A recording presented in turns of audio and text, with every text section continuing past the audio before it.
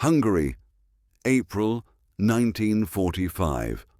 15-year-old Andor Fekete crouched behind the remains of a brick wall, the rifle in his trembling hands, heavier than anything he had ever held before.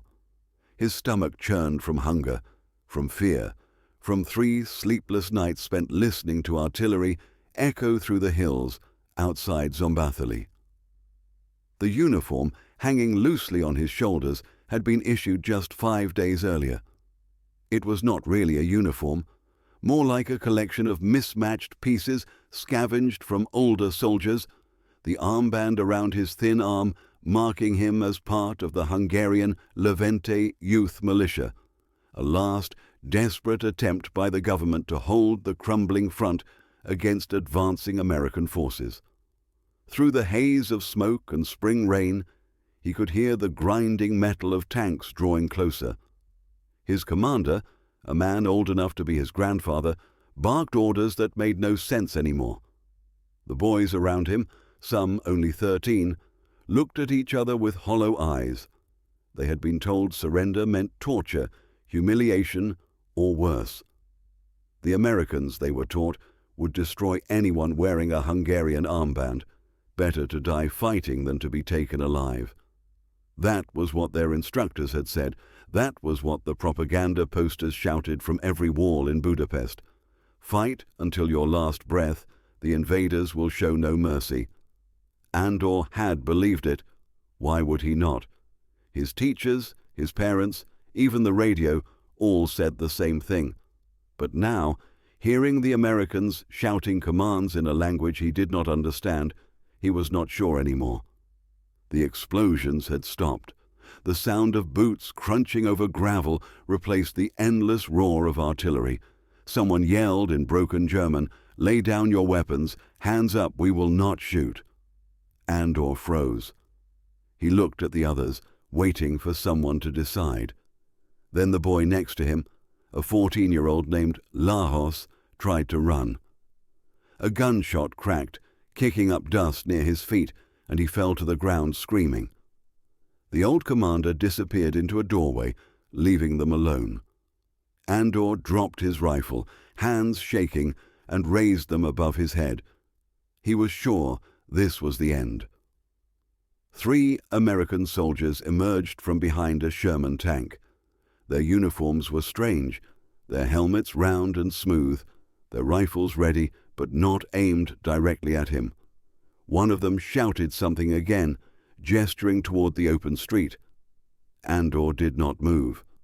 The soldier lowered his weapon slightly, then took a slow step forward, his expression calm, not angry, not cruel. He said a single word that Andor understood, boy. Andor's legs gave out. He sank to his knees, sobbing uncontrollably, expecting a bullet that never came. Instead, one of the Americans approached, reached into his pack, and handed him a tin cup filled with water. Andor stared at it, unable to comprehend. The water was clean, clear. He had not seen anything so pure in weeks.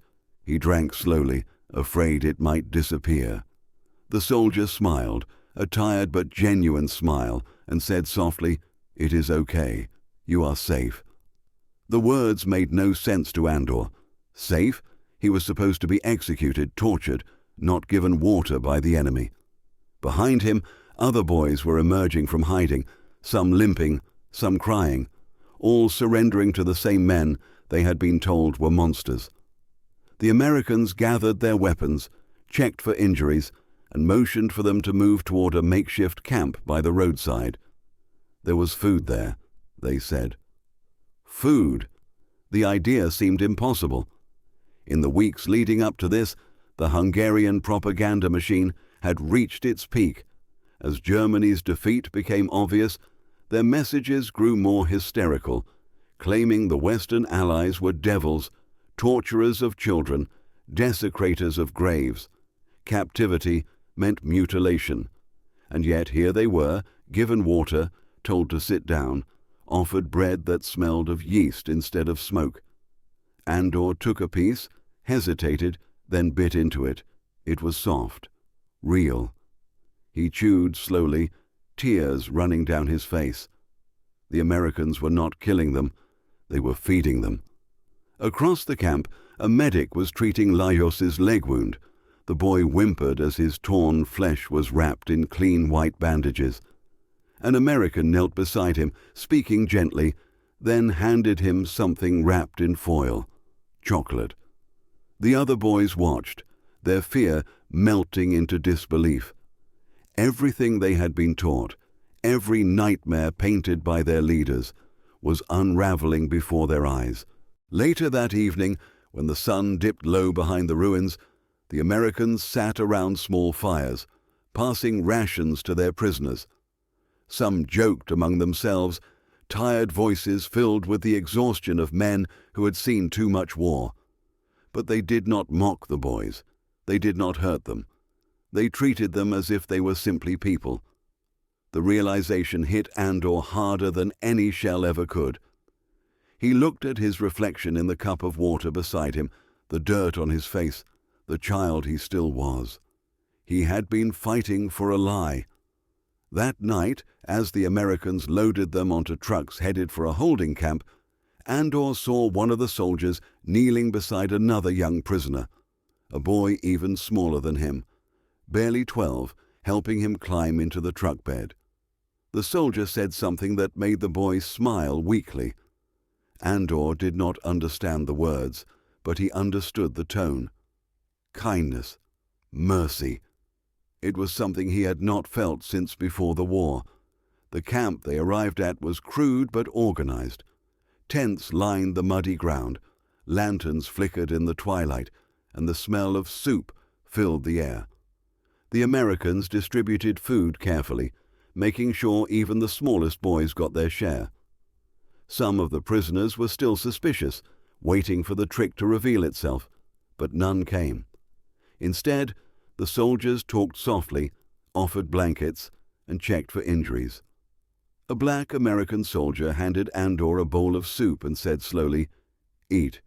You're just a kid." Andor did not respond, only nodded, clutching the bowl as if it were treasure.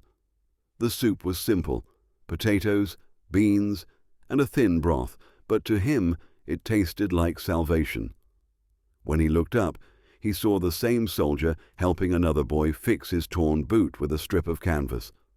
The scene was too gentle, too human to be real. Could this really be the enemy? The next morning, Andor woke to the sound of birds instead of gunfire. For the first time in months, no one was shouting orders or threats. The American guards stood by the fences, relaxed but watchful.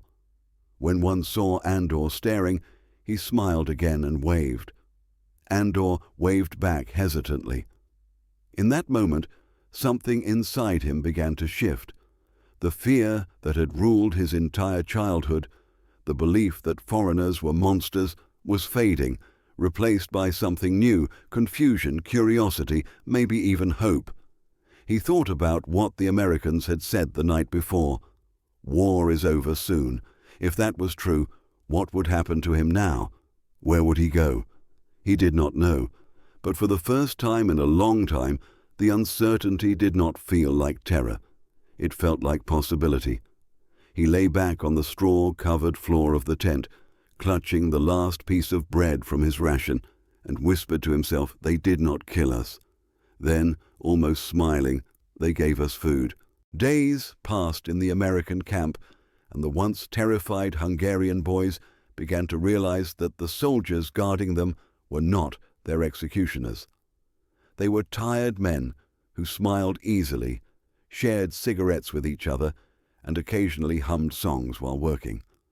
The war had taken everything from both sides, yet these Americans still carried a kind of calm strength that none of the boys had ever seen before. Andor found himself studying them closely.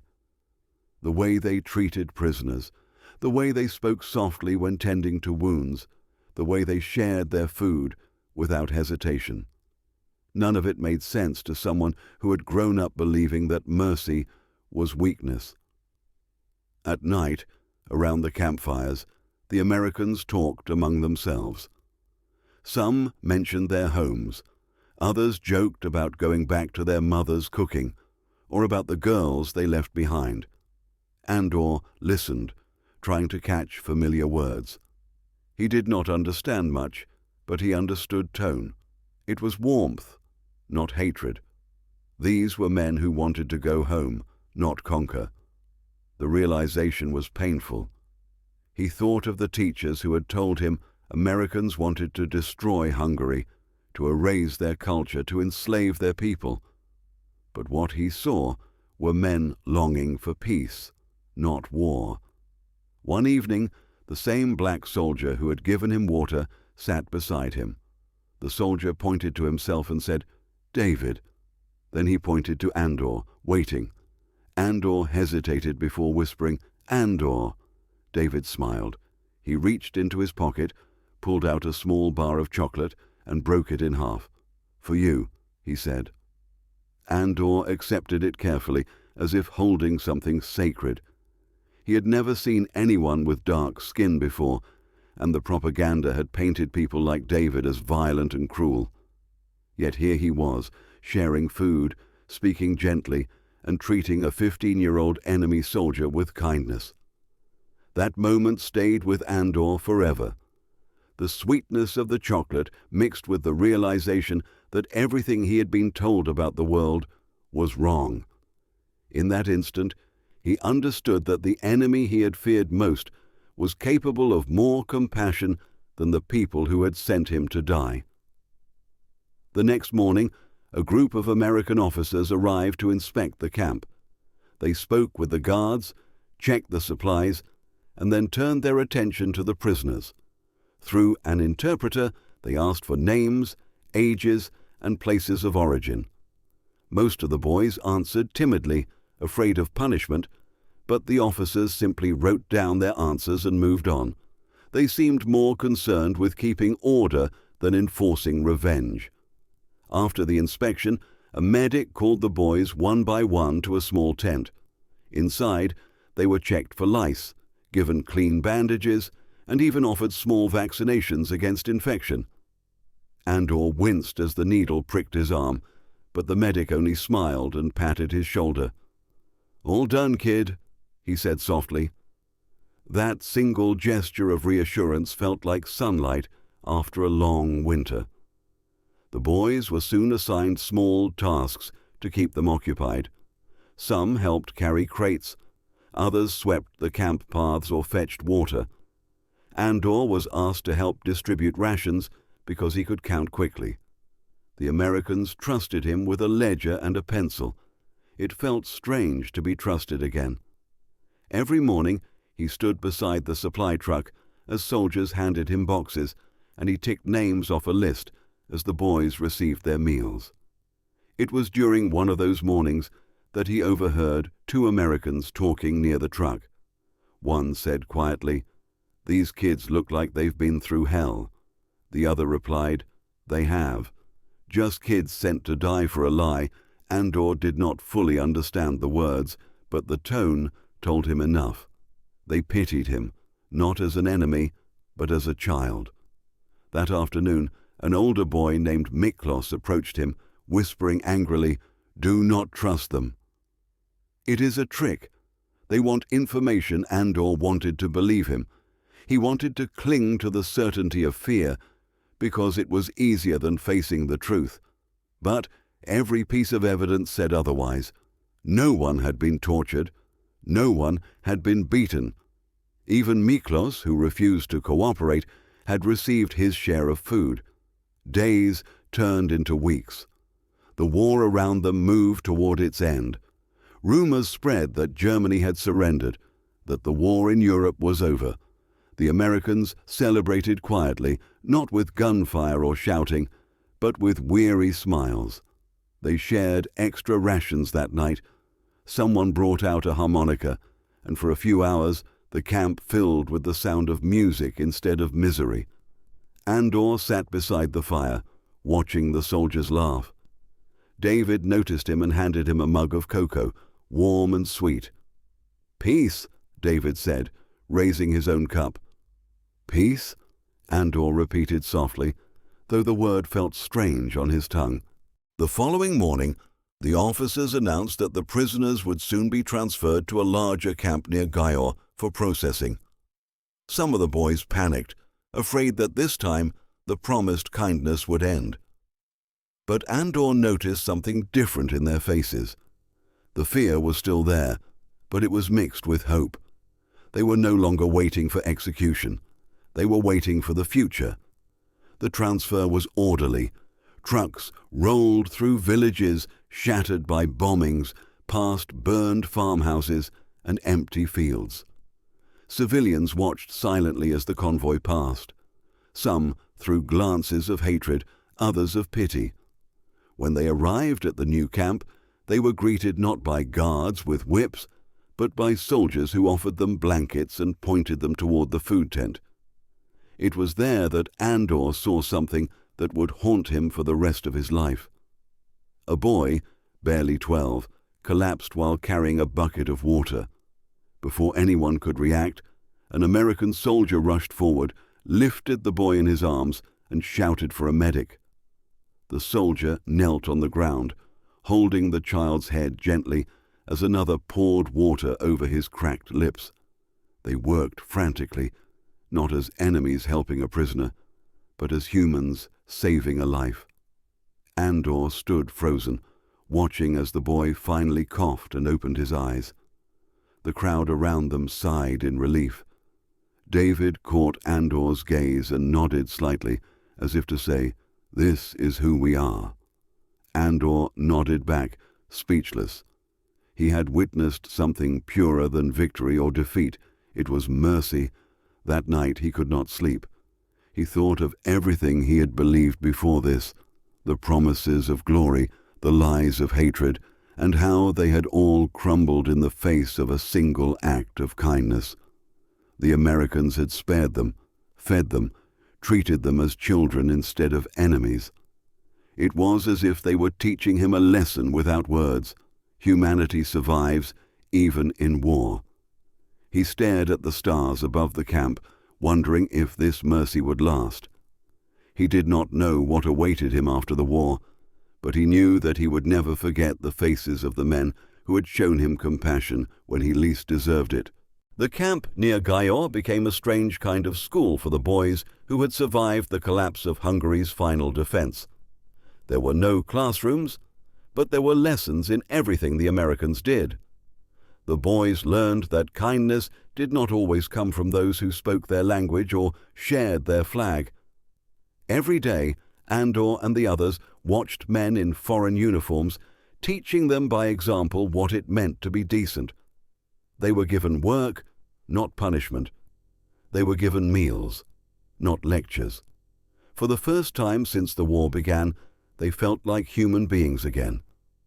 Andor often saw David, the soldier who had shared his chocolate, helping the younger prisoners. He carried them when they were too weak to walk, taught them simple English words like water, bread, friend. Sometimes he would point at the American flag stitched on his sleeve and say, "Freedom," then point at the children and repeat, "Future." The boys would laugh nervously, unsure if he was joking or serious, but the message stayed with them. The Americans had their own fears too. Some of the guards were barely older than the prisoners they watched over. They wrote letters home each night, their voices soft as they talked about missing their families. When Andor heard one of them crying quietly in the dark, he realized that even victors could be broken by war. The difference was that these men had not let hatred consume them. They carried their pain but refused to pass it on. One day, a jeep arrived with a group of officers from the Allied administration. They brought supplies and orders for prisoner transfers. Among them was a translator who spoke fluent Hungarian. He gathered the boys in front of the mess tent and explained that they were not to be treated as war criminals. They would be processed as minors, questioned briefly, and eventually returned to their families if they could be found. The announcement caused confusion at first. Andor saw disbelief flicker across every face. They had all assumed this camp was only a stop before something worse. But now the translator was saying they would go home. That evening, the boys sat in silence, letting the news sink in. Some cried quietly, others smiled for the first time in months. Andor stared at the dirt beneath his feet, wondering if his home still existed. His village had been near the front lines. He did not know if his mother was alive, if his sister had survived the bombings, if there was even a house left to return to. But even with all that uncertainty, the thought of freedom filled him with a warmth he could not explain. The next day, the Americans lined the boys up to take photographs and record their information. Each was given a small tag with a number, a sign that they were no longer anonymous casualties of war. They mattered enough to be counted. When it was Andor's turn, David stood nearby, giving him an encouraging nod. The camera flashed, and for the first time, Andor did not flinch at the sound. Life in the camp slowly settled into rhythm. Mornings began with roll call and ended with hot porridge. The boys cleaned the tents, repaired fences, and sometimes helped cook under supervision. The Americans occasionally allowed them to play soccer in the open field behind the supply tents. The laughter that returned to their throats felt strange, fragile, like something borrowed from another life. When Andor tripped and fell during one of the games, David jogged over, offered his hand, and said, "Strong boy." The words were simple, but they stayed with him all day. In the evenings, the boys gathered around the fire, sharing stories of their families. Some admitted they had volunteered to fight because they wanted to be heroes. Others confessed they had been forced at gunpoint. The youngest ones barely understood what war was. They only knew they had been told to shoot at men they had never met. Listening to them, Andor realized how deep the lies had gone. They were all victims of the same machine that had used their fear to keep them loyal. A week later, Andor was called into the command tent along with a few others. Inside, an American officer with gray hair and kind eyes sat behind a wooden desk. Through a translator, he asked Andor about his home, his family, and how he had joined the militia. Andor answered truthfully. When he finished, the officer leaned forward, speaking slowly so the translator could follow. "You are very young. You should have been in school, not war. The world will need boys like you to build it again." Andor nodded, unable to speak. As he left the tent, he saw David waiting outside, sorting supplies. Without thinking, Andor ran up and hugged him. For a second, David froze in surprise, then patted his back gently. "You're going home soon," he said softly. "Remember what you saw here. Not all soldiers are the same." Those words echoed in Andor's mind as the days passed. He began helping the Americans more actively, translating for younger boys who could not understand simple commands. The soldiers started calling him Little Interpreter. He felt proud, not because he had power, but because he had purpose again. Then came the day they were told to pack their few belongings. The trucks would take them to a Red Cross facility in Austria, where they would be processed for repatriation. As they loaded up, David handed Andor a small cloth bundle. Inside was a piece of chocolate, a pencil, and a folded note. "For your journey," he said. Andor looked up at him, eyes wet. "Thank you," he whispered. David smiled. "Live free," he said simply. The convoy rolled out at dawn. The roads were rough, lined with ruins and burned vehicles. The boys sat quietly, holding their bundles, their eyes fixed on the horizon. At every village they passed, civilians stared at them with mixed expressions of curiosity and sorrow. It was as if the whole country was waking from a nightmare and did not know how to feel about the survivors. When they reached Austria, representatives from the Red Cross and Hungarian relief agencies took charge. The Americans saluted as the trucks left, their figures shrinking in the distance. None of the boys waved at first. They were too stunned to process what was happening. Then Andor stood up, turned toward the fading figures, and raised his hand high. Slowly, one by one, the others followed. It was not a gesture of farewell to guards, but a thank you to men who had shown them what mercy looked like. The camp in Austria was quieter, more formal. The Red Cross staff spoke kindly, took medical notes, and asked questions about their families.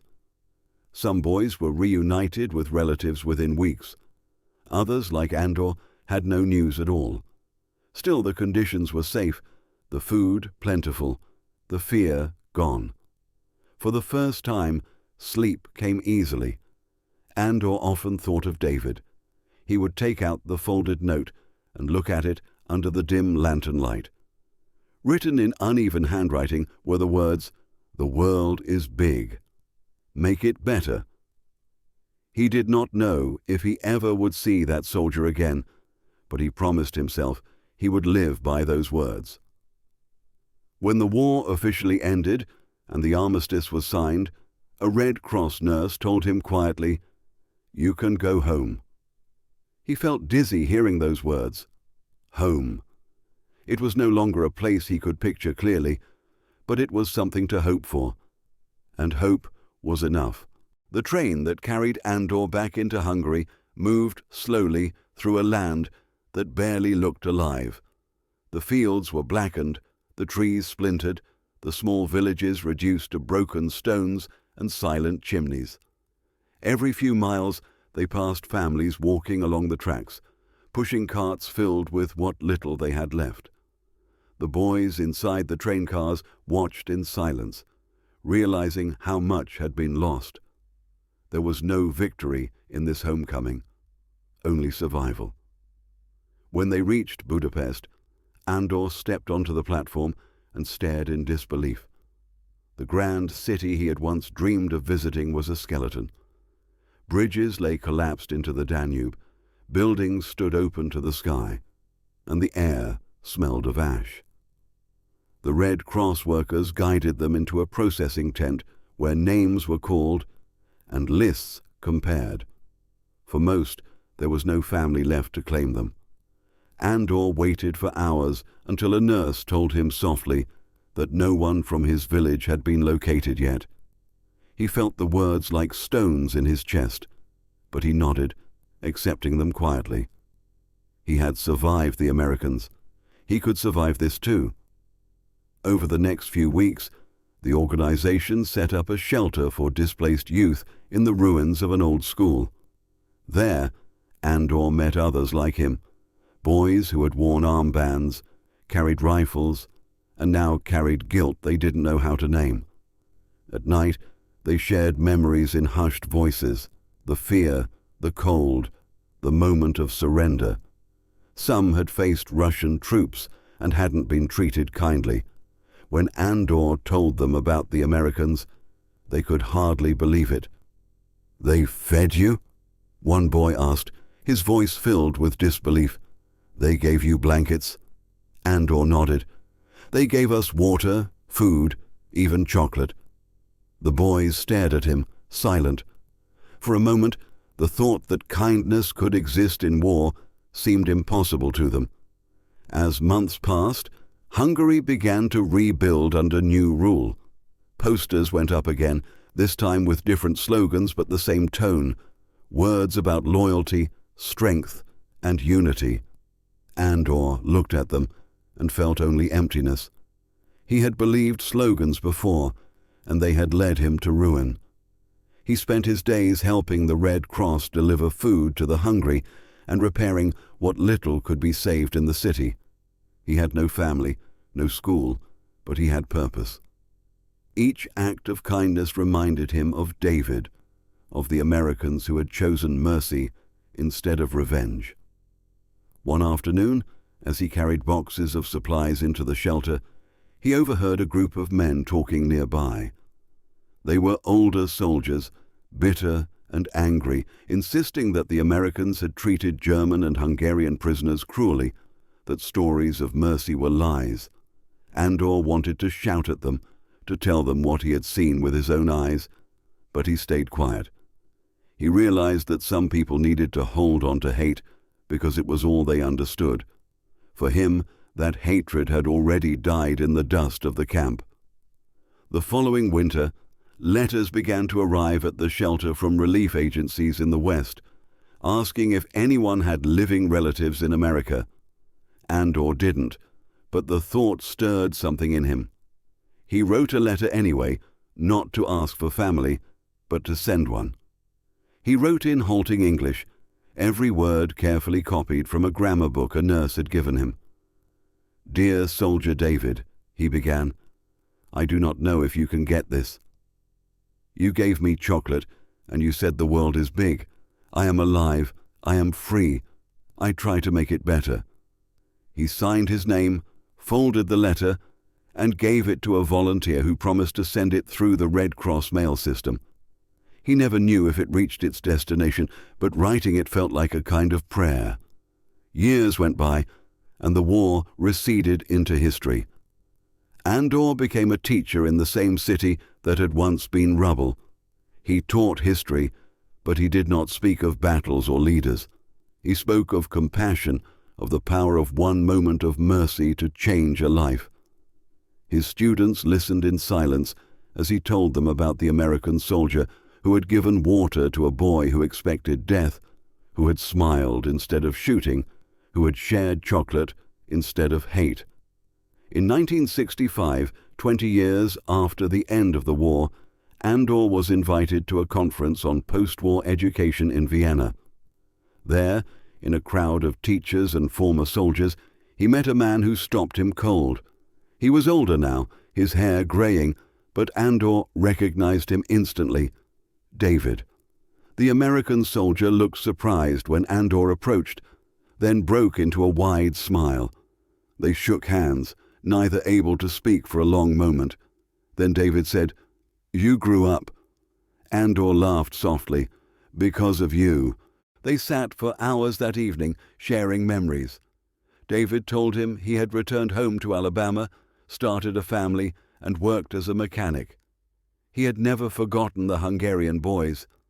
Andor told him about his teaching, about the letter he had sent that may never have arrived. David's eyes shone with quiet pride. "It doesn't matter if I got it," he said. "You lived it." When they parted, Andor handed him a small gift, a photograph of his classroom full of children. On the back, he had written the words that David once gave him. "The world is big. Make it better." Decades later, when Andor was an old man, he would still tell his students the story of the Americans who spared their lives. He never mentioned politics, never glorified war. He spoke only of what he had seen, the moment when an enemy had become a savior, when hatred had been answered with compassion. "Mercy," he would tell them, "is the most powerful weapon we have." His students would listen, sometimes wide-eyed, sometimes skeptical, until he would show them the faded chocolate wrapper he still kept in a small box on his desk. "This," he would say quietly, "was the first taste of freedom I ever had." One spring afternoon, long after his hair had turned white, Andor walked through the rebuilt streets of Budapest. The city was alive again, children laughing where once there had been silence. He stopped by the river, watching the sunlight dance on the water. In his coat pocket he carried David's note, now yellowed with age. He read it again slowly. "The world is big. Make it better." He smiled, whispering to himself, "You did, my friend. You did." He closed his eyes and remembered the camp, the chocolate, the water, the voice that had said, "You're safe." It was the moment that had saved him, that had saved the boy he used to be. Andor turned toward home, his heart full of gratitude for men who had shown him that even after war, kindness could rebuild what hate had destroyed. and though time had carried them far apart, he knew that somewhere, across oceans and years, that same kindness was still alive. In his final years, Andor lived quietly in a modest apartment overlooking the Danube. He still woke before sunrise, made tea, and watched the city he once saw in ruins come alive again. Children hurried to school in bright uniforms, their laughter echoing down the narrow streets. Each time he saw them, he felt a wave of peace, knowing that the nightmares of his youth had not returned. Hungary had changed, the world had changed, but the memory of mercy had never left him. He had written about his wartime experiences many times in notebooks he kept neatly stacked by his desk, not for fame or recognition, but for remembrance. He wanted people to know that mercy had existed even in the darkest moments of history. His handwriting was slow now, his hands slightly unsteady, but his words were clear. "I was 15, one entry began, and I believed that surrender meant death. Instead, the Americans gave me life. They gave me food, water, and dignity. They showed me what it means to be human." One afternoon, he received a letter postmarked from the United States. It was from a woman named Grace Henderson. She wrote that her father, David Henderson, had passed away peacefully that spring. While going through his things, she had found an old note folded inside a small box. It contained a photograph of a young Hungarian boy smiling shyly beside a soldier, and a message in faded ink. "The world is big. Make it better." She wrote, "My father spoke of you often. He said meeting you reminded him that even in war, good can survive. I thought you should know that his kindness was not forgotten." Andor sat for a long time holding the letter. The words blurred as tears filled his eyes. He smiled through them, whispering softly, "Thank you, David."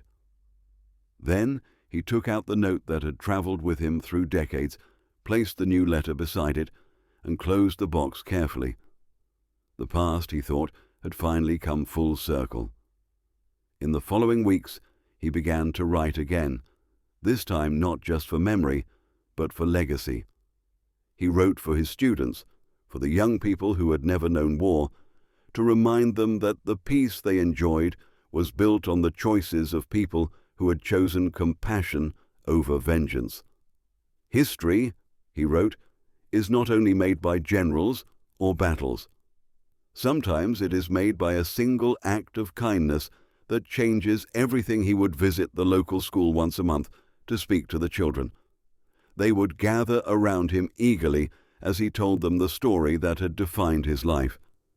He never used dramatic words or grand gestures. He spoke simply, in the same tone he had heard from that American soldier so many years ago. "When someone offers you kindness," he would say, "even when you expect cruelty, never forget it. That is how the world heals." His story spread quietly through Budapest. Journalists occasionally came to interview him, calling him the boy who was spared. He always corrected them with a gentle smile. "No," he would say, "I was fed, not just spared. Fed with food, fed with mercy, fed with hope." As the years passed, Andor grew weaker, but his spirit stayed strong.